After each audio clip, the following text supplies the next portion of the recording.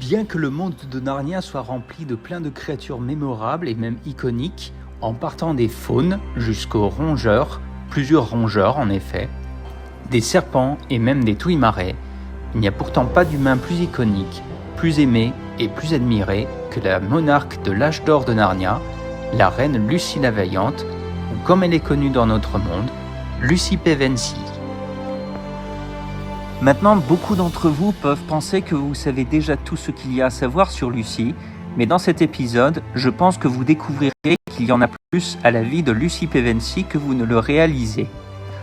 Avant que nous poursuivions, je voudrais prendre une minute pour remercier tous les nouveaux viewers qui ont récemment décidé de soutenir la chaîne sur Patreon. Vous êtes les meilleurs, je suis impatient de vous joindre pour un FAQ en live dans quelques semaines. Restez à l'écoute pour plus de détails. Ok, ceci est un grand épisode et il n'y a pas de temps à perdre, alors commençons. Il est temps de laisser les terres sombres derrière nous et faire un pas vers un monde qui est plus réel que le nôtre. Il est temps de me suivre dans l'armoire. Lucy Pevensie est née en 1932, la plus jeune de 4 frères et sœurs. Son plus grand frère était Peter, qui avait 5 ans de plus qu'elle. Elle voyait Peter comme une sorte de protecteur, et bien qu'elle soit petite, il semblait lui offrir plus de respect qu'elle en a eu de ses autres frères et sœurs. L'unique sœur de Lucy, Suzanne, avait 4 ans de plus qu'elle, et Lucy la voyait comme un modèle. Elle admirait la beauté de Suzanne et espérait qu'un jour, elle grandirait pour être comme sa sœur. Ensuite, il y a son autre grand frère, Edmund, qui avait 1 an de plus qu'elle, mais ne la laisserait pas l'oublier. Étant proche en âge, Lucy était souvent taquinée par Edmund, mais ils s'aimaient toujours autant l'un pour l'autre. Vers la fin de l'été 1940, quand elle avait 8 ans, la Luftwaffe a commencé un bombardement sans merci de Londres, connu sous le nom tristement célèbre de Blitz. En réponse à la menace posée aux habitants de Londres, des centaines de milliers d'enfants furent éventuellement évacués hors des aires urbaines et dans les campagnes britanniques. Je tiens à préciser que, alors que les films montrent les enfants Pevensie se mettant à l'abri de ce qui paraît être le Blitz de Londres, il se peut qu'ils ont été évacués avant que le Blitz commence, probablement pendant les premiers mois de l'été.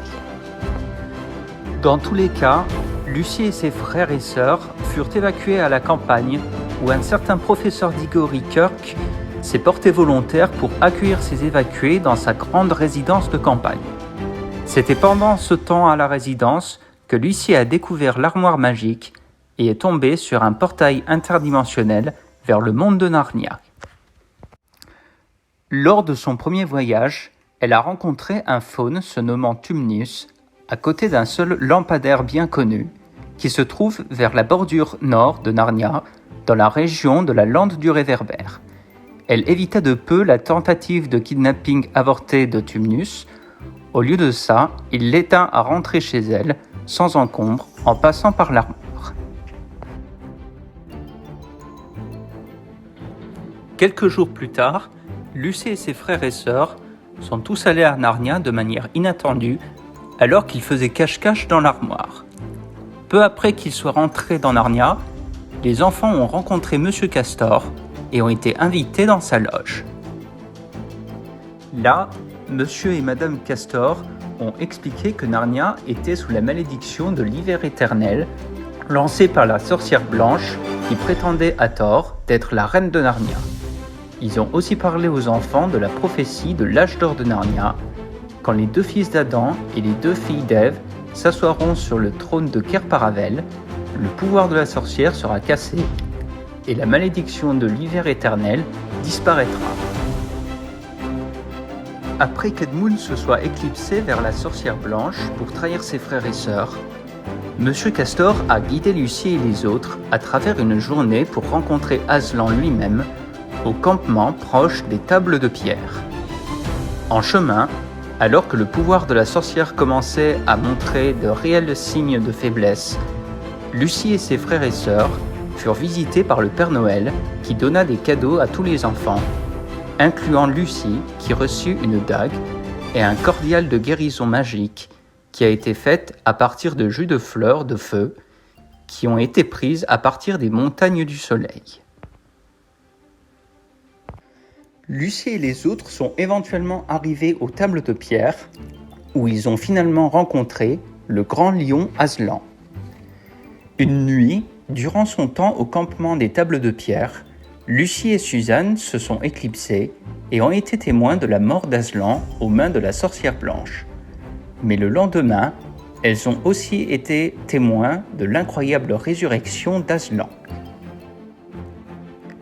Il invita les filles à monter sur son dos et Lucie et Suzanne furent emportées vers la cour abandonnée de la sorcière blanche, où Aslan a ravivé les victimes de la malédiction de pierre de la sorcière blanche et les guida sur le champ de bataille à Beruna. Lucie, ainsi que les autres, se sont vaillamment battus à la première bataille de Beruna, et quand la bataille fut terminée, Aslan et les Narniens furent victorieux et la sorcière blanche était morte. Lucie sauva la vie de beaucoup de blessés ce jour-là, avec son cordial magique, incluant son frère Edmund. 2 jours plus tard, dans la grande salle du château de Kerparavel, Lucie et ses frères et sœurs furent couronnés par Aslan et guidés aux 4 trônes parmi les acclamations assourdissantes, marquant ainsi l'accomplissement de la prophétie de l'âge d'or et le début de l'âge d'or de Narnia. Tout ceci s'est passé dans l'an 1000 Narnia. Lucie et ses frères et sœurs ont bien servi Narnia en tant que rois et reines. Lucie elle-même s'est fait connaître auprès de son peuple comme reine Lucie la Vaillante, sans doute en raison de sa forte volonté et de son cœur courageux. Durant son règne, Lucie a aidé Narnia à retrouver sa gloire d'antan, se battant dans l'armée narnienne alors qu'il débrassait le pays des géants et des bandits, naviguant l'océan Est sur le grand bateau le Splendor Hyalin et visiter les îles longtemps négligées de l'Empire narnien, établissant une alliance avec les royaumes voisins d'Arkenland et ouvrir des chaînes diplomatiques avec les pays du sud de Calormen. En l'an 1014 CN, alors que le roi Peter dirigeait un raid contre les géants du Nord et Suzanne et Edmund étaient partis pour une mission diplomatique à Calormen, la reine Lucie est restée à Kerparavel, surveillant les affaires internes du pays. Cependant, mot a été envoyé par un cerf messager que l'armée Calormen marchait vers le nord, préparant une attaque surprise sur Arkenland. Lucie se rallia aux troupes narniennes qui marchaient vers le château d'Anvar, où ils se sont vaillamment battus pour défendre Arkenland dans la première bataille d'Anvar. La reine Lucie s'est vaillamment battue dans cette bataille, prenant sa place auprès des archers qui ont fourni un soutien vital à l'armée de Narnia. À la fin, l'armée de Lucie fut victorieuse et le prince Rabadash fut capturé et passé en jugement au milieu du champ de bataille. Alors que beaucoup étaient impatients de donner un dur jugement à Rabadash pour ses crimes, c'était la reine Lucie qui a sagement conseillé le tribunal de lui montrer de la miséricorde, dans l'espoir de non seulement préserver des relations diplomatiques avec Calormen, mais aussi dans l'espoir d'une rédemption pour le jeune prince. Bien sûr, le prince, dans son orgueil, se mettra en travers de recevoir une sentence minime, mais ce jour-là, la reine Lucie la Vaillante a démontré aux 3 nations ce qu'une dirigeante sage, juste, forte et même douée ressemblait vraiment. En moins d'1 an, les rois et reines de Narnia ont reçu un rapport qu'un cerf blanc fut repéré dans la région de la lande du réverbère. Il était dit que celui qui attrapera le cerf aura son souhait accordé par l'animal. Et donc, les 4 royaux ont décidé de faire une excursion pour trouver le cerf blanc. Alors que Lucie et les autres suivaient l'animal à travers la forêt de la lande du réverbère, ils tombèrent sur un étrange poteau de fer planté dans l'herbe dont ils se souviennent vaguement. Ils continuèrent à travers ces bois épais, se rappelant lentement de leur vieille vie, la vie qu'ils ont vécue avant de venir à Narnia 15 ans plus tôt. Alors qu'ils se pressaient à travers ces bois, les branches des arbres ont commencé à ramollir, devenant éventuellement aussi doux que des manteaux de fourrure. Jusqu'à ce qu'ils sortent de l'armoire plus les adultes qu'ils étaient à Narnia. Ils étaient à nouveau des enfants, et c'était toujours l'année 1940. Lucie et ses frères et sœurs ne sont partis que quelques minutes dans notre monde. Un an plus tard, vers la fin août, début septembre 1941, Lucie et ses frères et sœurs se trouvaient dans une gare, attendant de prendre le train qui les emmènerait à l'internat. Pour Lucie, c'était la première fois qu'elle allait à l'école, et la sensation de nervosité qu'elle avait dans l'estomac commença à être remplacée par une étrange sensation de tiraillement que ses frères et sœurs ont aussi sentie. En un instant, ils furent transportés de retour à Narnia. Seulement, à ce moment-là, c'était une centaine d'années plus tard. Ils découvrirent les ruines du château de Kerparavel, où Lucie et les autres trouvèrent une trappe qui menait à la chambre du trésor royal. Là-bas, ils récupérèrent leurs cadeaux personnels qu'ils ont reçus du Père Noël il y a bien longtemps, incluant le cordial de Lucie. Assez intéressant était que la dague de Lucie manquait, autant que la corne de Suzanne. Et alors que la corne fut éventuellement récupérée, la légendaire dague perdue n'a probablement jamais été retrouvée. Après avoir secouru un nain se nommant Trompillon des mains de 2 soldats coiffés d'acier, les enfants apprirent l'histoire complète de l'état actuel de Narnia. 1300 ans ont passé, et c'était à ce moment-là l'année narnienne 2303. Les Telmarins ont envahi Narnia il y a des générations, et un usurpateur du trône nommé Miraz a pris le contrôle du territoire. C'était son neveu et héritier légitime du trône, le prince Caspian, qui a en effet appelé les légendaires rois et reines de l'âge d'or de Narnia en utilisant la corne enchantée de Suzanne. Lucie et les autres se mirent en route pour un voyage pour rencontrer Caspian à la colline d'Aslan. Cependant, après 1300 ans, le paysage a beaucoup changé et ils furent vite désorientés. Alors que le groupe ne pouvait décider quel chemin prendre, Lucie aperçut Aslan sur une colline haute et lointaine. Et même si elle essaya de convaincre le groupe qu'Aslan voulait qu'ils le suivent, ils ne l'ont pas cru et sont allés dans la direction opposée. Cette nuit, Aslan réveilla Lucie de son sommeil et lui demanda de rassembler ses frères et sœurs et de le suivre. Et bien qu'ils n'ont pas vu Aslan la première fois, cette fois-ci, ils firent confiance à Lucie et la suivirent aveuglément dans la nuit noire. Alors que l'aube arriva, le groupe tout entier put éventuellement voir Aslan, qui les accueillit chaleureusement. Il envoyait les hommes pour rencontrer Caspian dans les plus brefs délais, mais demanda à Suzanne et Lucie de rester en arrière, où elles se joignirent à une particulièrement étrange mais joyeuse fête, avec des invités tels que des dryades, Silène sur un âne, un groupe de filles sauvages et, croyez-le ou pas, Bacchus, le seigneur de la festivité lui-même. Le lendemain, Lucie fut une nouvelle fois réveillée par Aslan, et cette fois-ci, le groupe tout entier défilait dans la commune de Beruna, où Aslan détruit le pont et libéra le dieu de la rivière, et appela plusieurs enfants dans les écoles, et même une vieille dame, pour qu'ils quittent leur travail et le suivent.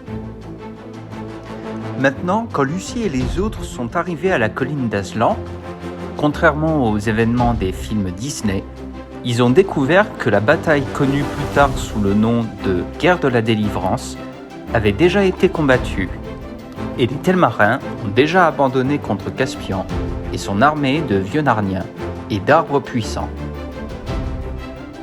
Lucie a bien utilisé son cordial magique et a sauvé beaucoup de vies ce jour-là, incluant la vie du brave, mais pourtant mortellement blessé, Ripichip.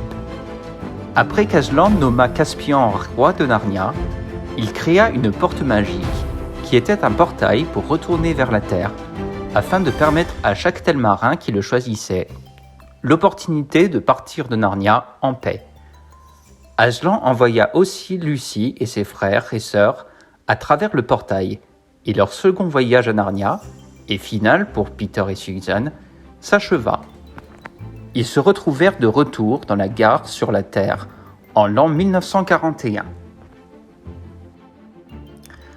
Un peu moins d'un an plus tard, Lucie fut envoyée pour passer les vacances d'été chez son oncle et sa tante avec Edmund. C'était pendant ce temps que la paire, avec leur cousin Eustache, fut, une nouvelle fois, téléportée à Narnia. Ce fut le dernier voyage de Lucie dans ce monde. Les enfants furent transportés au milieu de l'océan Est, et il semble que Lucie a appris à nager à l'école, car l'année passée, elle ne savait pas nager. Lucie, Eustache et Edmund furent sauvés par le bateau le Passeur d'Aurore, qui était navigué par le roi Caspian et son équipage, incluant le cher ami de Lucie, Sir Ripitchip. Lucie et les autres enfants se joignirent à Caspian pour l'entièreté du voyage et ont exploré beaucoup de nouvelles îles sur leur chemin.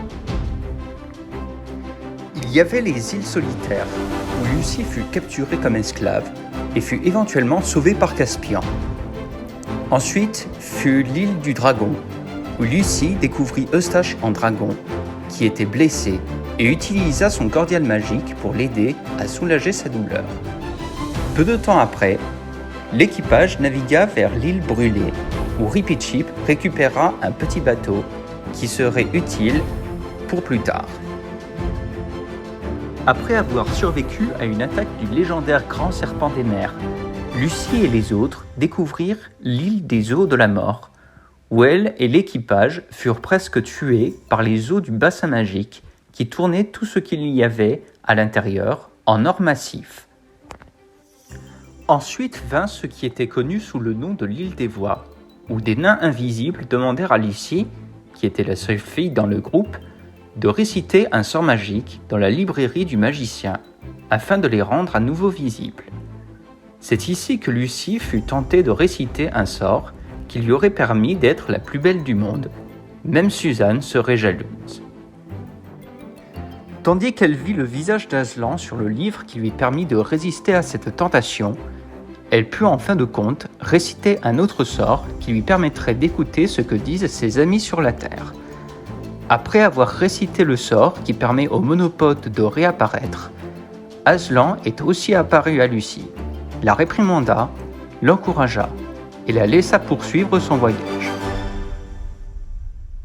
Après cette rencontre, Lucie se souvint de faire confiance à Aslan, de le chercher dans ses moments de trouble, ce qu'elle fit exactement au prochain point de cheminement, l'île obscure. Quand le passeur d'aurore semblait désespérément perdu dans l'obscurité totale de l'île, Lucie appela à l'aide Aslan, qui vint sous la forme d'un albatros blanc pour guider le navire en sécurité. Et après lui avoir parlé en lui disant « Courage, cœur tendre », il les envoya plus loin dans leur voyage. Après quelques jours de plus, Lucie et le reste de l'équipage repérèrent la dernière île qu'ils visitèrent dans leur voyage, l'île de l'Étoile, connue sous le nom de l'île de Ramandu. Là-bas, Lucie et les autres trouvèrent les 3 autres seigneurs perdus, rencontrèrent Ramandu l'Étoile à la retraite et sa fille, qui un jour deviendra la femme de Caspian, et finalement, ils festoyèrent à la table d'Aslan. Le jour suivant, Lucie planifia de partir avec Caspian, Edmund, Eustache et Ripitchip au bout du monde et l'entrée du pays d'Aslan. Ils naviguèrent à travers le royaume des gens de la mer, à travers l'eau couverte de nénuphars, de la mer d'argent, et finalement arrivèrent au sol du bout du monde. C'est ici que Lucie fit ses adieux à son cher ami Ripitchip, alors qu'il navigua sa petite barque sur la grande vague stationnaire et dans le pays d'Aslan.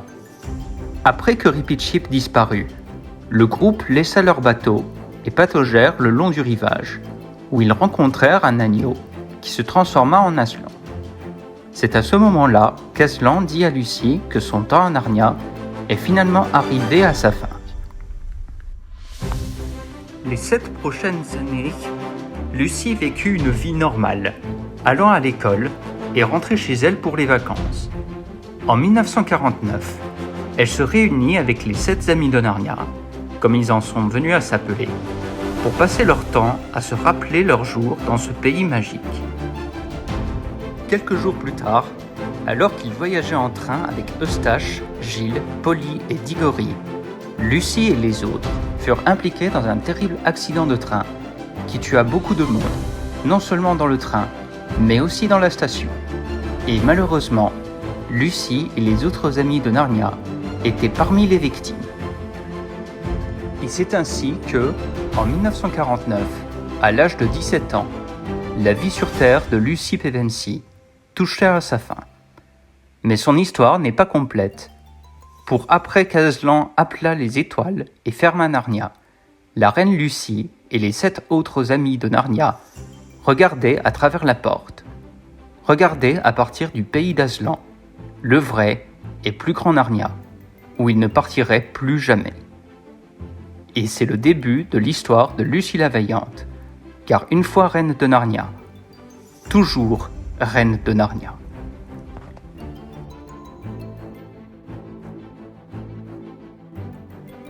C'est tout ce que nous verrons pour aujourd'hui. Mais encore une fois, un grand merci au roi de Narnia, Will, et au grand roi de Narnia, Matt et Augusta.